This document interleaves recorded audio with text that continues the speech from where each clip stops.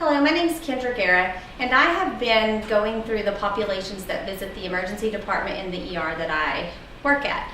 And within this population, what I have found is there is a large number of patients who have repeat visits to the emergency department. And after talking to these patients, it's kind of been found that many of these patients are returning because they did not receive adequate discharge instructions and a full understanding of what was completely going on with them in regards to their diagnosis.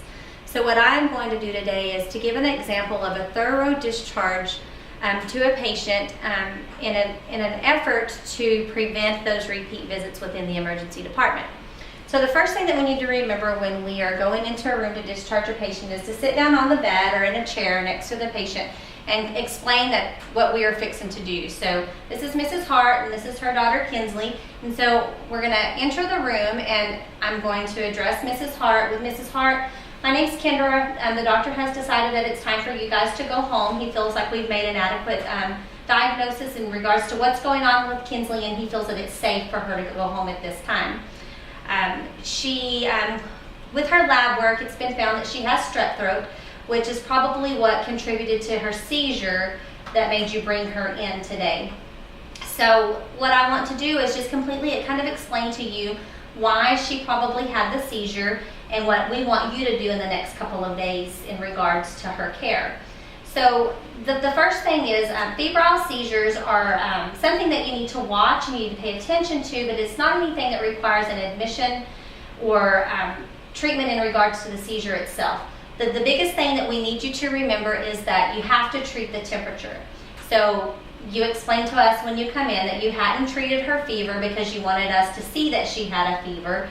And so the first thing we want you to remember is that you have to treat the temperature. You need to check her temperature with a thermometer, not just with the back of your hand. We want you to physically check her temperature and get us a good number, get yourself a good number, and you're going to treat that temperature according to her weight by the instructions on your Tylenol Advil bottle.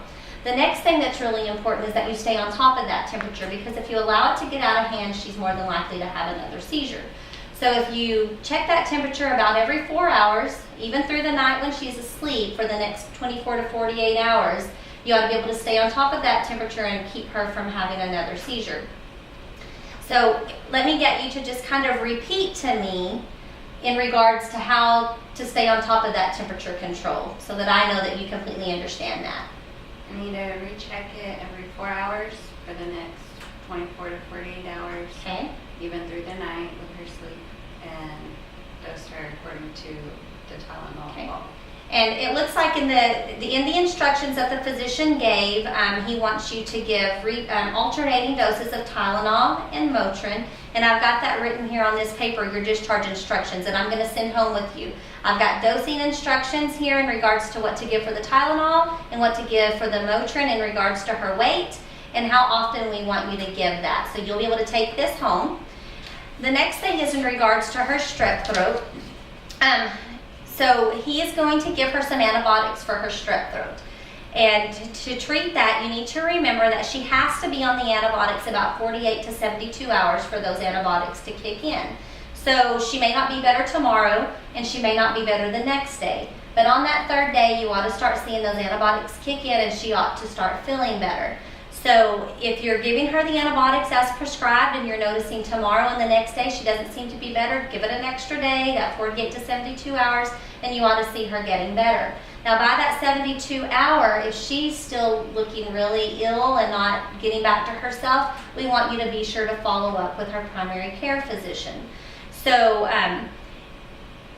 or bring her back to the ER. If you can't get into her doctor, you can always bring her back to the ER. So let me get you to repeat to me in regards to the care for the strep throat, the important things that you got from what I just gave you.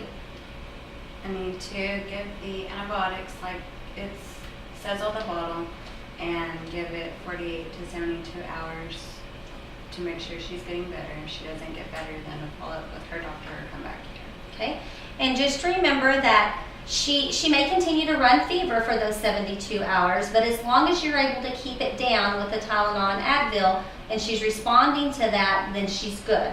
If you start to give her Tylenol and Advil and she's got 102 temperature and you give Tylenol and Advil and it doesn't go down, then we want you to bring her back in if she's not responding.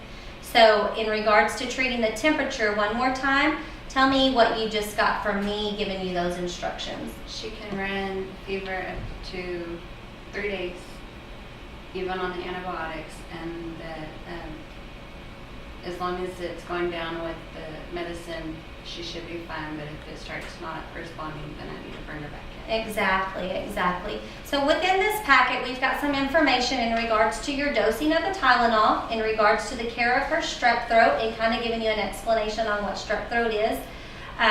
And then I've just got some general aftercare instructions in regards to coming to the ER, which just pretty much states that we want you to follow up with your primary care physician in about a week. We want to make sure that she's completely getting well, that she's not got anything else going on, that she's not responding to the antibiotics for some reason. So at the end of about a week, we want you to still get in and see your doctor. Now, do you have a primary care physician? No. Okay. So I've got a list of physicians and that are taking patients here, and if you would like to choose one of these physicians, I will be happy to make you that appointment today. So just any of these, you just choose one. Let's choose that one. Okay, so we'll get the clerk to make an appointment, a follow-up appointment for you so that we know you can get in to see the doctor. They will get all your records from the ER and they'll have all that information, so you just show up to your appointment. And then this could probably somebody that you could establish care, so that at her age she probably needs a physician that she can follow up with when she's ill and just for well child visits, okay? Do you have any questions in regards to your visit today in the ER at this time? I don't think so. I think you covered it all. So what we see is patients present to the emergency room not knowing anything in regards to what's going on with themselves and their patients, and then we send them out on the streets without providing thorough discharge instructions. We give them a packet of papers, expect them to read them and fully understand what's going on. But if we take those initial steps to completely explain what's going on with them, what we expect them to do once they get home, and then make that extra effort to make follow-up appointments for them, make sure that they have somebody to establish care with, that will hopefully prevent them from having these unnecessary visits to the emergency department that they could make with a primary care physician. Thank you.